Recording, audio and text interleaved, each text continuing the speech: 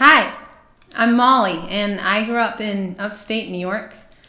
But I met the community in California, and I was just wandering around out there, a little loner, and looking for purpose for my life, and playing music in the streets and things like that, but very unfulfilled.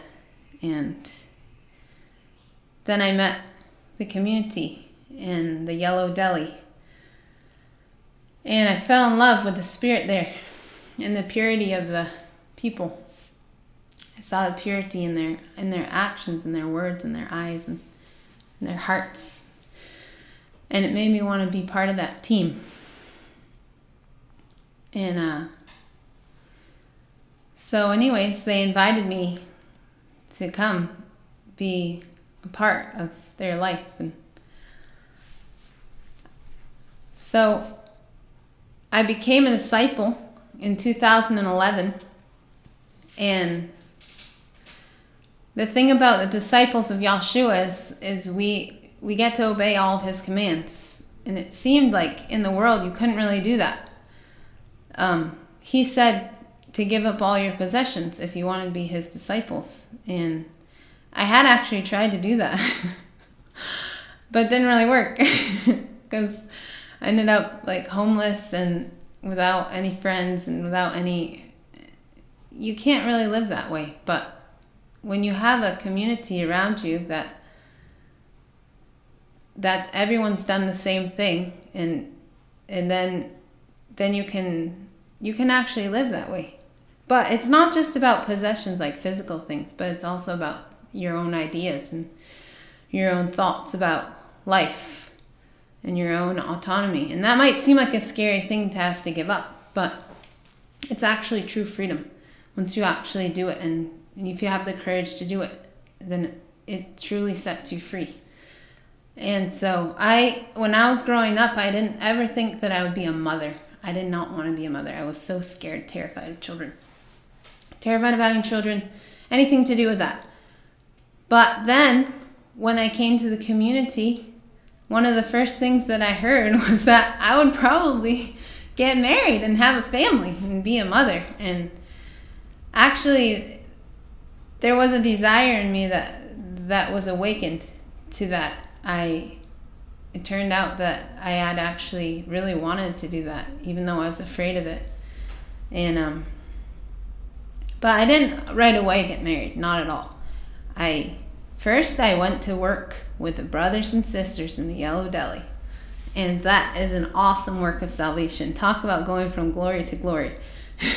If you want to go from glory to glory, you better be in salvation to do it, because there's no other place to do it. And salvation is the things that we go through every day, and the ways that we stumble, and then we reveal those things in our lives to each other, and we expose the bad ways, and then we're forgiven and we're restored, and then actually more glory is added to us as we go on. And so that was like phase one of life as a disciple, learning to work together with the brothers and sisters. And so then a few years later, I got married to my wonderful husband, who I met in Patagonia. And actually, we didn't actually contrive to get married at all. It was our Father, totally our Father, that put us together, and we know that because through our brothers and sisters that told us, okay, I had given up my life, so they said, you go there. And so I went there.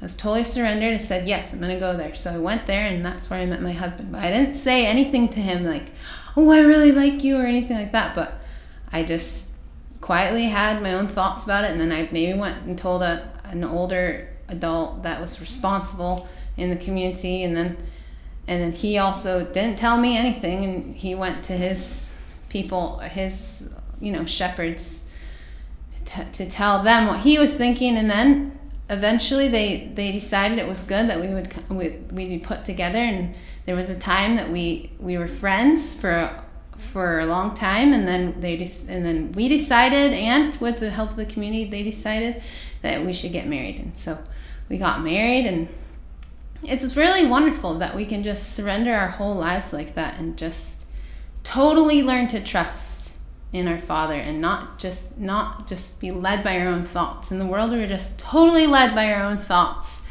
going here and there and not really sure, but not really having any other ideas about what to do. And so, but here you can have true security and true confidence that you're doing our Father's will, because you submit yourself to your brothers and sisters. And then you can actually become who you're meant to be, which is why I wanted to sing a little song about that. Okay, this song was written by a brother in one of the communities, and it's an amazing song. It speaks to all of us. So it's like everyone's song, because in the community you have everyone shares all things in common. So it's called Takes a Community.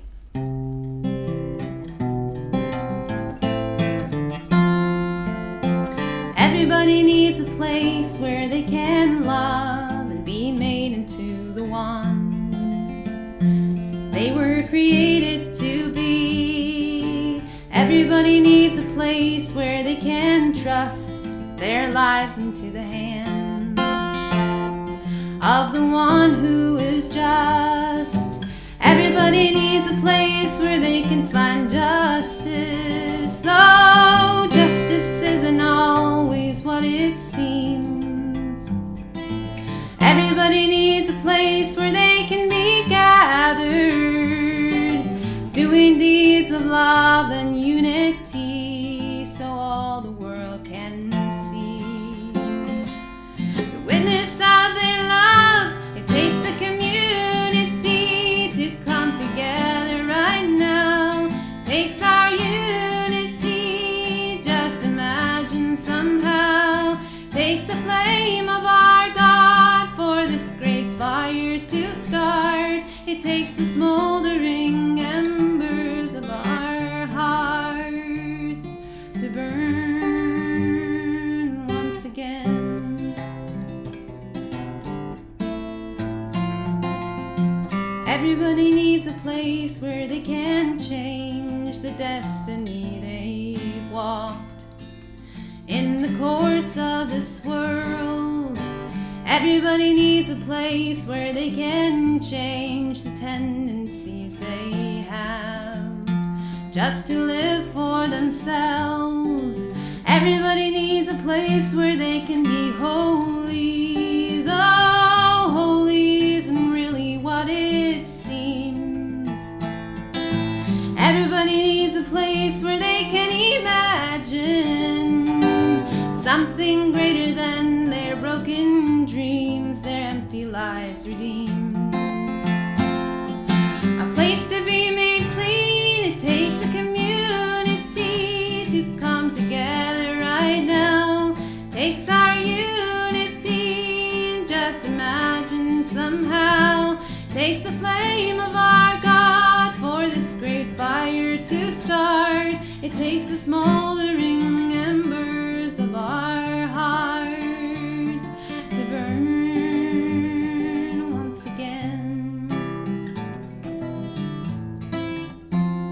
And I wanted to say too that I am a mother now.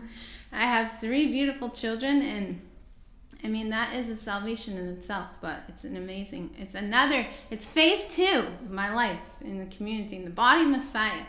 And it's definitely bringing me from glory to greater glory. So,